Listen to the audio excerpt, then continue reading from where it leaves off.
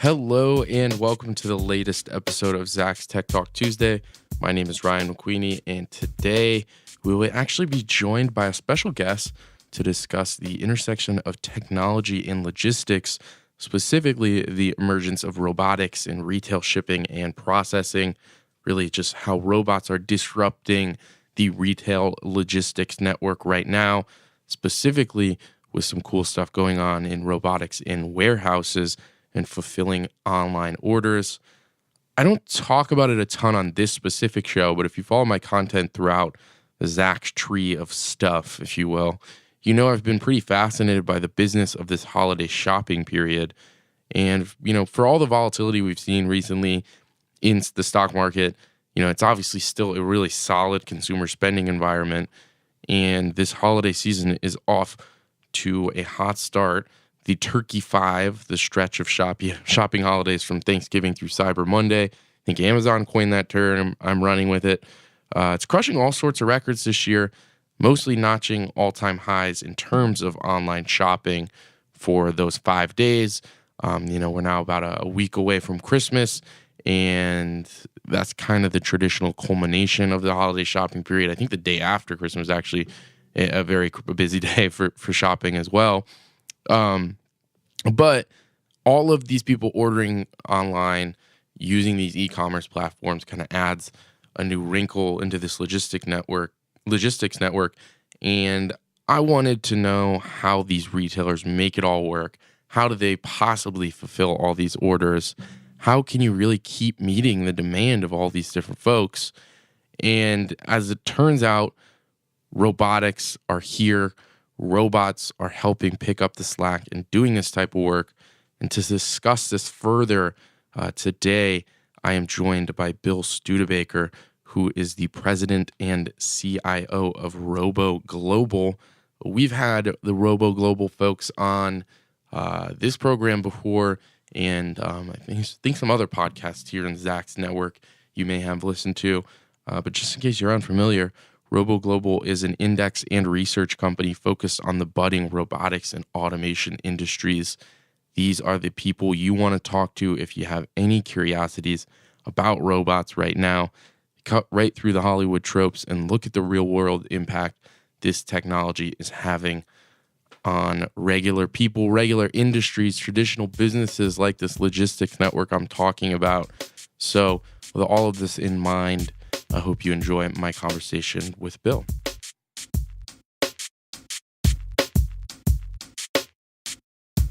Hi, Bill. Thanks for joining the show today. It's obviously a pretty strong consumer spending environment right now.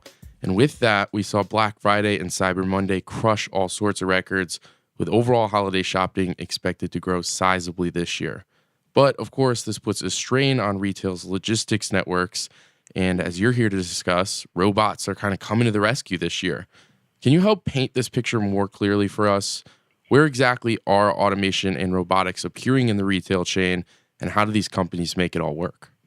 Thanks, Frank. Great to be here. I would say that, never mind the reindeer and the elves.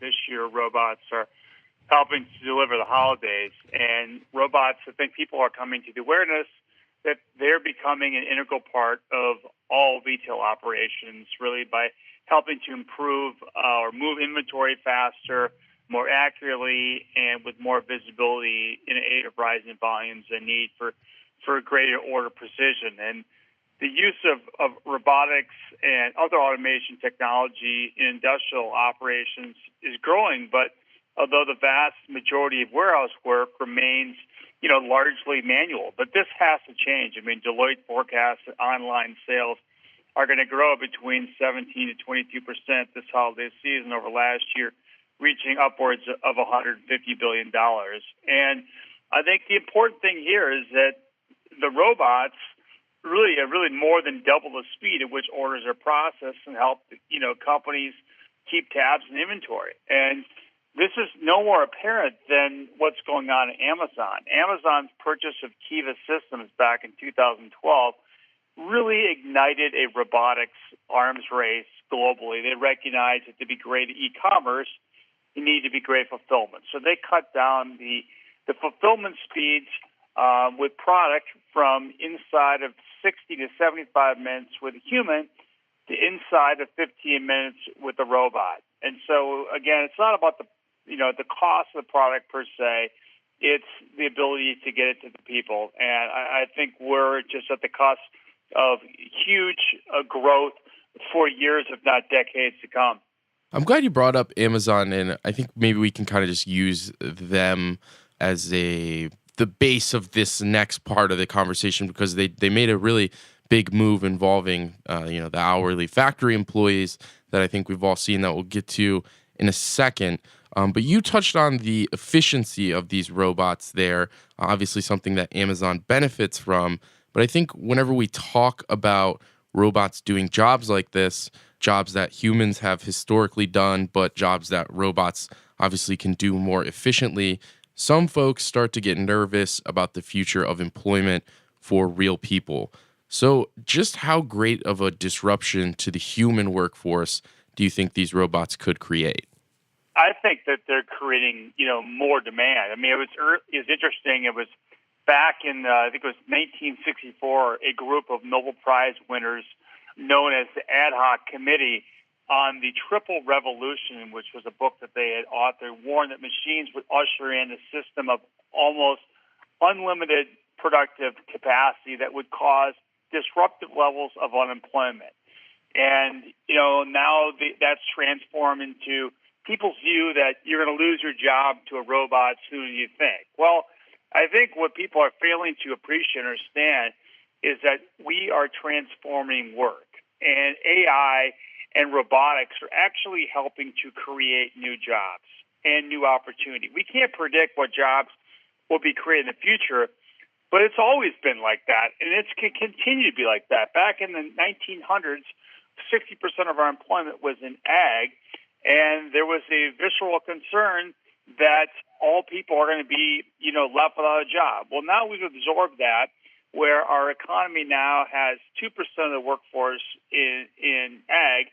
Now we're producing, more with less. And I think that technological change, over time definitely boosts employment and standards of living and enabling new industries and new sectors to emerge. And I think that's the case. And I certainly have a view that we're going to be living in an era with more machines, and there's going to be a lot more collaboration, with people, and it's going to create more demand and lower costs, and it's a net benefit. That's kind of the efficiency and innovation aspect of it. Of course, there is also the element of cost and really just the bottom line for these companies. I think it's part of the same conversation, but it kind of takes on its own form and is debated individually sometimes. As I hinted at a couple minutes ago, Amazon obviously made some news this year, raised its minimum hourly wage for many of these factory employees to $15 per hour. In terms of cost, though, how does paying a hourly worker $15 an hour compared to buying a robot that can do the same job? How much does Amazon pay for its robots? How much does a company typically pay for something like this? And do pay raises for humans in this type of environment still make sense? Or would factories, warehouses be smarter to start investing in robots right now instead of doing those pay hikes? Well, it's kind of a loaded question. I'll do my best to answer it. I would say that not all retailers are really fully prepared to manage the technology. And although, self-picking robots and self-guided robots are becoming more popular, warehouses remain largely behind the curve when it comes to emerging technology. And a lack of talent and a clear use case or capital spending have been the reasons why this has lagged. But I think this is changing. And I think that, again, this has to do with our interest in having a product inside of not weeks, not inside of days, but soon inside of hours. And, the fact of the matter is that robots are just more efficient at solving this problem. And I think economic history shows that automation not only substitutes for human labor, it complements it. And I think the disappearance of some jobs and industries does give rise, to others. And I think we're going to continue to see this. And I don't think we should be ignorant to the fact that there can't be some disruption along the way. But over time, I think it's a net positive. As it relates, to the employment, I think what you're seeing now with robotics and why they're working is that there is an ROI attached to it. Before, the ROI for many of these systems would be in excess of 5 years. And now you're seeing the ROI on a lot of these robots be inside of a couple of years, and in some cases, inside of multiple months. And when you have collaborative robots that can now work alongside of people that have, self-detecting, sensing capabilities, become much less risky to have working alongside of people.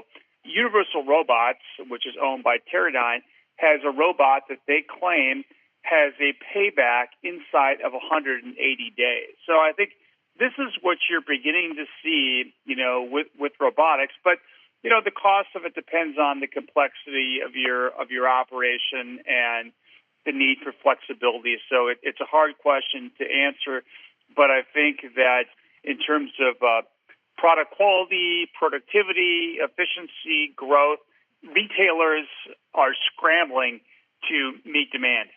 You're definitely right. It was a tough question to answer, a bit of a loaded question, but I think, it's important to have these conversations right now because, as we've been kind of hinting at, this is a sensitive issue for people who might not be entirely familiar with it. I feel like part of what I love about what you guys do at Robo is cut through some of the Hollywood tropes and the stereotypes and really give us a better picture of what's going on right now. But I feel like this is the first part of the stereotype and the trope where the robots come and they take everybody's job and then they are evil and are just here to hurt, when in reality, these are helping these industries develop and evolve. So it's definitely a tough question, but thanks for those specifics on the ROI. It's exactly what I was looking for there. Kind of continuing on this conversation about money, we're going to do a bit of a pivot to the investing side of things. Obviously, a young market with a lot of growth potential on the horizon. How big of a business do you think this segment of the automation industry, specifically this robots helping in retail logistics, could end up being? Well, I think it's enormous, and it's actually not really that possible to put a concrete figure to it. I just think that the growth curve is pointing way up and to the right for years, if not decades to come. We actually have 12 subsectors within our index we created.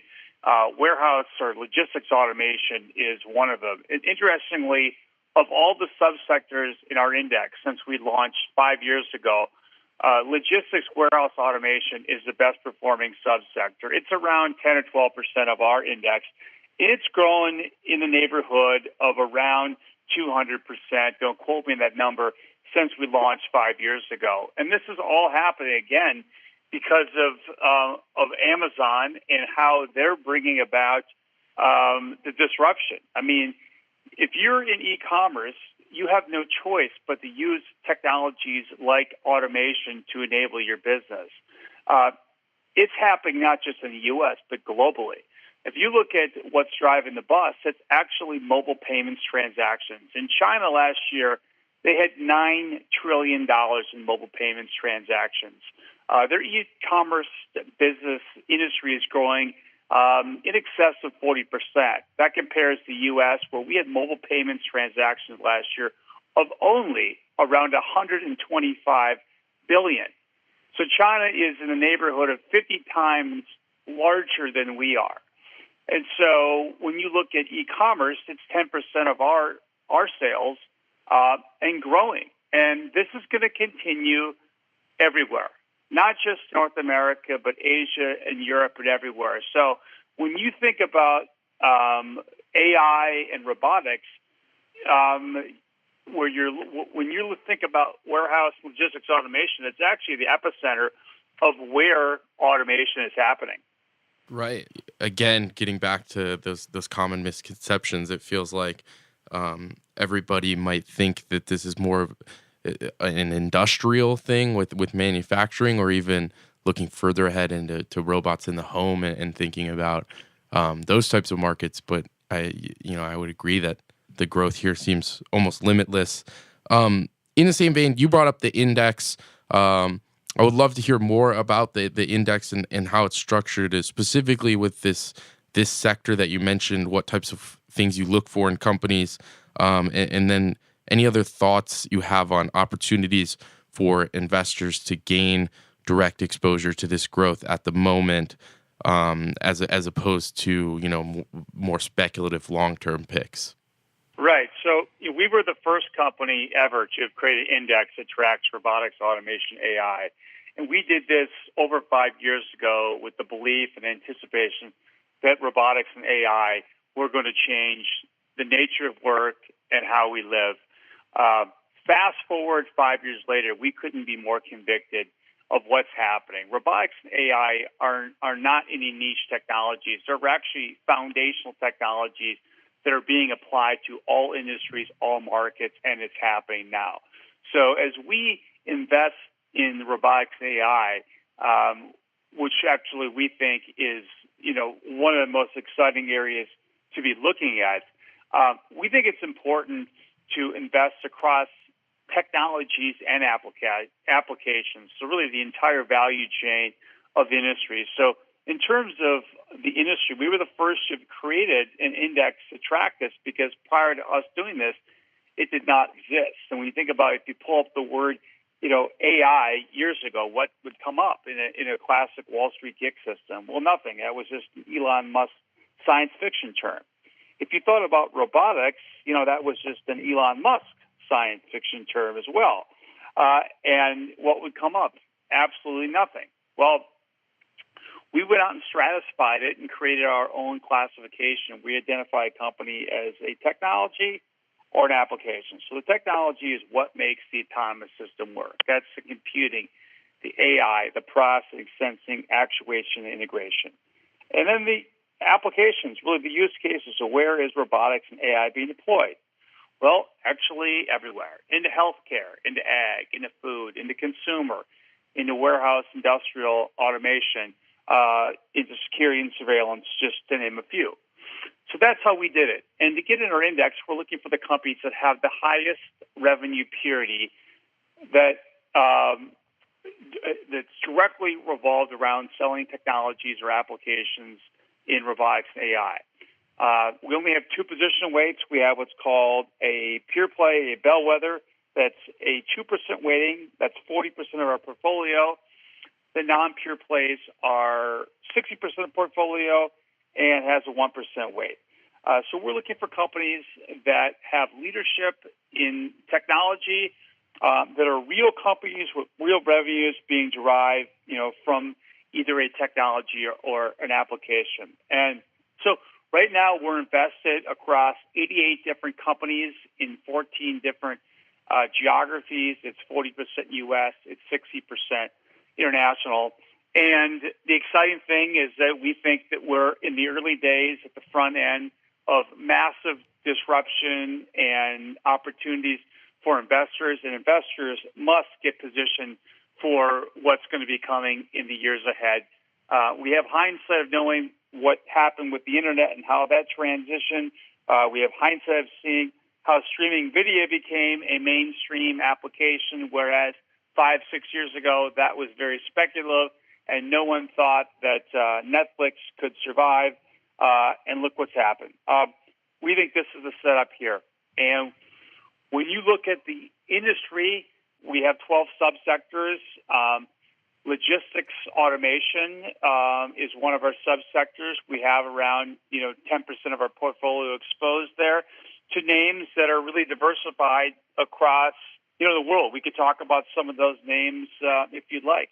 Yeah, let's talk about some of those names. I would love to hear more, about the specifics. I think obviously exciting to know that there is a not only a lot of growth potential here, but also a pretty clearly defined investment strategy behind this. But just for those who might be unfamiliar even with this concept at all, what types of names are popping up right now? And are they typically companies, the average retail investor is going to have heard of and interacted with, or are these ones you got to dig up and find? Well, I think you got to have to dig up and find a lot of these. I mean, the interesting thing about our index is less than 3% of these companies are in traditional indices. So investors do not own these. And given that 60% of our index is international, it's in places that you probably wouldn't have exposure to. And if you did, it would be difficult to track and monitor the exposure. But companies in our index range everywhere from companies like Daifuku in Japan, that's about a $7-ish billion market cap company that does automated guided vehicles and picking and sorting systems. Their bookings last year, or even up to more recently, have been really robust. Last year in 2017, their bookings ended with 100% year-over-year growth. They're at the forefront of enabling warehouses to get automated. Companies like Zebra Technologies is in the U.S. They actually design, manufacturing, and sell a range of automatic identification and data capture products. If you've ordered from Amazon, chances are their technology is doing the tracking of the product, everything from mobile computing to bar scanners to RFID readers, etc. They are beginning to now participate not just in warehouse automation, but now moving into healthcare. We have companies like Ocado, which is UK, which is a really exciting company. They are actually a pure play online supermarket with 16% share of the the UK online grocery market. They have a centralized pick model, and they're fulfilling their orders via 3 automated warehouses. They're adding another. The overall grocery market is really ripe for disruption. The global grocery market is expected to be a $12 trillion market by 2020, with global online grocery market being $1 trillion by 2020. The UK has already surpassed the U.S. online grocery sales, with 40% of all grocery sales being online. And so the U.S. online grocery market is just $12 billion. It's a 90% year-over-year growth, according to Nielsen, but we're just scratching the surface. They signed a deal with Kroger to build 3 customer fulfillment centers to be completed by 2020, with 17 more over the next 5 years. So this is a real exciting company it's in our index, and so that's just 3 to kind of think about. But around 10 to 12% of our index is in logistics automation. That's great. Those are some great names, and as you said, certainly some exciting companies to think about there. And overall, a lot of exciting stuff here in this segment of the robotics and automation business. Bill, thank you so much again for joining us and sharing those thoughts with us. You're welcome. Thanks for having me. So want to thank Bill again, as I mentioned, for coming on the show. Obviously, a lot of really great insight there. The index he's referring to when we're talking about the index there at the last half of the program is the ROBO Global Robotics and Automation Index. So that's obviously ROBO Global's own index that he kind of laid out the investment strategy behind it, or kind of the thought process, the weighting, the holdings. There is an ETF that tracks the index. It trades under the ticker ROBO. It's just Robo. So not too confusing there. Should be able to follow that one. Check it out if you're at all interested in that investment strategy that Bill laid out.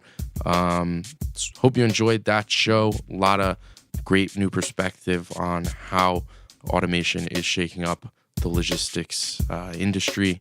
And we'll catch you next time on the Zach's Tech Talk Tuesday podcast.